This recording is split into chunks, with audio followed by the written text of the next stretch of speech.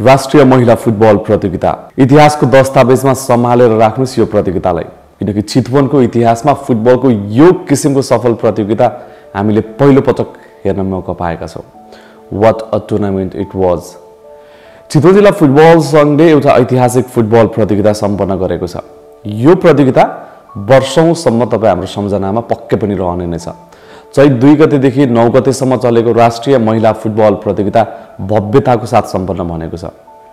हुन त भव्यताको साथ सम्पन्न भनेर सबैलाई भनि नै रहेका हुन्छन्, तर वास्तवमा यो राष्ट्रिय महिला फुटबल प्रतियोगिता पनि भव्यताको साथ सम्पन्न भएको छ।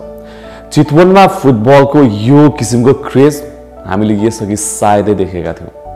हरेक दिन मैदान भरि भराउ, कृष्णपुरको त्यो रंगशाला भरि भराउ, हरेक दिन दर्शकहरुको घुइँचो। अब फाइनलको त कुरै नगरौं, स्पीचलेस। थप कुरा गर्नु अघि तपाई यो भिडियो हेरिरहनु भएको मोबाइलमा केही समस्या छ, एक्सचेन्ज गर्ने सोचमा हुनुहुन्छ वा नयाँ फोन लिने सोचमा हुनुहुन्छ भने चाहिँ सम्झिनु होला एप्पल गुरु इन्द्रदेव मार्ग नारायणगढलाई। अब यो भिडियो पुरा हेर्नुहोस् अनि एप्पल गुरुमा जानु होला। Back to the topic. So सरर म्याच समरी भनौं। राष्ट्रिय महिला फुटबल प्रतियोगिता एक साता चल्यो। 8 टिम सहभागी प्रतियोगिताको उपाधि एपीएफ फुटबल क्लब काठमाडौँले जित्यो।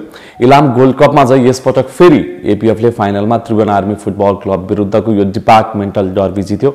एक समय आर्मी जितको नजिक पनि थियो खेलमा। विमला चौधरीको त्यो आउटस्ट्यान्डिङ गोलले आर्मीले खेलमा अग्रता त लियो, तर करिब 6 मिनेट बाँकी रहँदा रश्मि कुमारी घिसिङले गोल गर्दै एपीएफलाई खेलमा फर्काइन् र टाई ब्रेकरमा एपीएफ विजयी भयो। अब यो भिडियो हेर्ने कतिजना उच्च शिक्षाको लागि विदेश जाने सोचमा हुनुहुन्छ होला पक्कै। इफ जापान जाने सोचमा हुनुहुन्छ भने चाहिँ एकपटक मिनानो एजुकेसन भिजिट गर्नु होला है त। यो टुर्नामेन्टले के सन्देश दिन खोजेको छ भने अब हामीले घरेलु संरचनामा लगानी एकदमै बढाउनु पर्ने आवश्यक छ। एन्फाले मात्र होइन, हामीसँग 3 तहको सरकार छ। तीनै तहको सरकारले खेलकुदलाई प्राथमिकतामा राख्नु पर्यो। हुन त यो प्रतियोगिता सम्पन्न गर्नको लागि भरतपुर महानगरपालिकाले ठूलो सहयोग गरेको छ र महत्त्वपूर्ण भूमिका निर्वाह गरेको छ।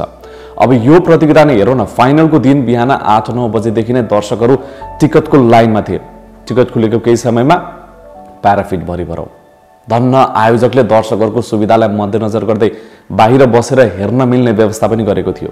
कोही घरको छतमा बसेर, कोही गाडीको छतमा बसेर, जहाँबाट सम्भव हुन्छ दर्शकहरू हाम्रा चेलीहरू खेलिरहेको यो क्षण कुनै हालतमा गुमाउन चाहदैन थिए। Love for Nepali women's football is just wow. हरेक दिन हरेक खेलाडीहरूले दर्शकबाट यति धेरै माया पाएका थिए। अझ केही सीमित खेलाडीहरूको त कुरै नगरौँ। नामै लिएर कुरा गर्नुपर्दा प्रीति राईको नाम हामीले लिन सक्छौं।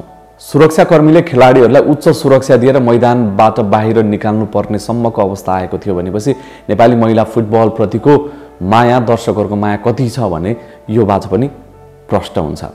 र यही भिडियोमा म अर्को कुरा पनि भनिदिन्छु। प्रीति राईसँगको पोडकास्ट केही दिनमा यही च्यानलमा आउनेछ, हेर्न चाहिँ नछुटाउनु होला।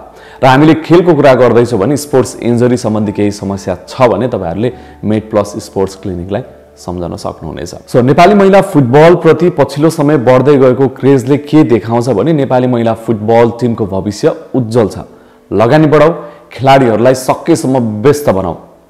अनि अन्त्यमा एउटा कुरा के भन्छु भने जुन मैले यही पेजमा पनि केही दिन अगाडि पोस्ट गरेको थिएँ, छोरी चेलीले खेल्न हुँदैनदेखि आहा हाम्रा छोरी चेली खेल्दैछन् सम्म, छोरी चेलीलाई खेल्न रोक्नेदेखि छोरी चेलीले खेलेको हेर्न आफैलाई रोक्न नसक्दासम्म नेपाली महिला फुटबल प्रतिको माया र साथको एउटा नमुना बनेको छ हालै सम्पन्न राष्ट्रिय महिला फुटबल प्रतियोगिता।